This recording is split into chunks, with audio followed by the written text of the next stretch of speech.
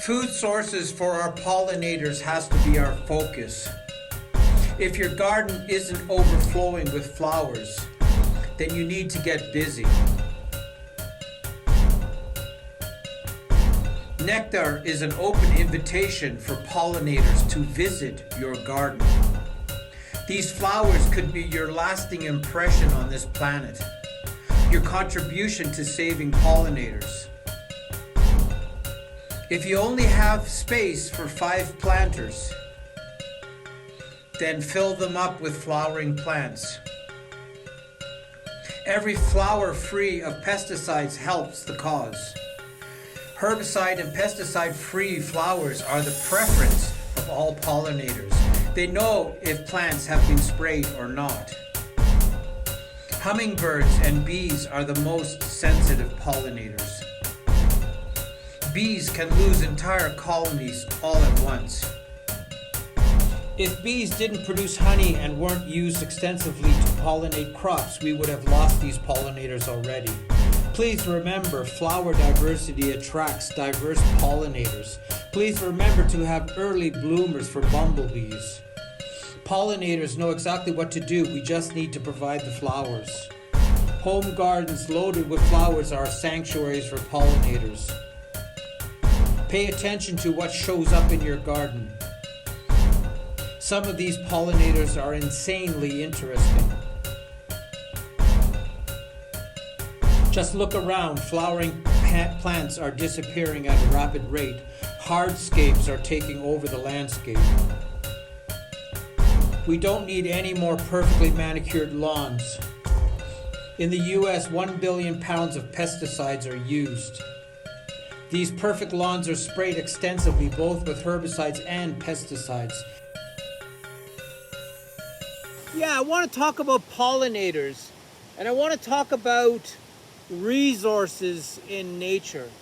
So yesterday I left the property and I paid really close attention to everything that is in bloom. And I was absolutely amazed how little there is that will provide pollinators with food. It is so scarce to see something in flower, especially in these neighborhoods here. Almost nobody has anything that is a flowering plant or a flowering house plant or a garden that has lots of flowers in it. It's very scarce. So that gives me a little bit of a different understanding that we have so many pollinators showing up here, so many birds, hummingbirds, insects, moths. Like, this is turned into a little bit of a sanctuary for these creatures, because when you look around, there really is very little in flower. And I think this trend is spreading throughout the world, that we have less and less flowering plants that are really attractive to pollinators. So if you can contribute by, getting a planter ready full of, blooming plants, so there's energy there, there's nectar, there's a reason for them to come into your garden. I think we're really missing a lot of that, being food providers. We're not doing a good job with that. And these pollinators, they will pay the price if they don't have lots of beautiful, rich flowers. They will struggle even more. So by having a food source for them, they will reproduce, they will be healthy, they will continue their legacy on, and so on. So it's up to a lot of gardeners to look around in your garden and say, hey, you know what? I don't really have a lot of flowers in June or July, or I don't have anything in the spring for bumblebees, whatever it may be. Make sure you are providing lots of different flowers for the pollinators in your garden. Don't have these massive amounts of hardscape in your garden.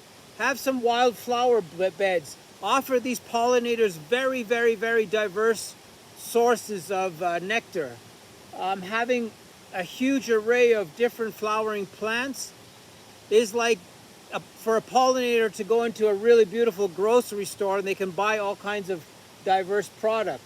That's the same for them, is that diversity keeps them healthy. The diversity keeps them coming back to your garden. It is a beautiful sight and a beautiful contribution that you could make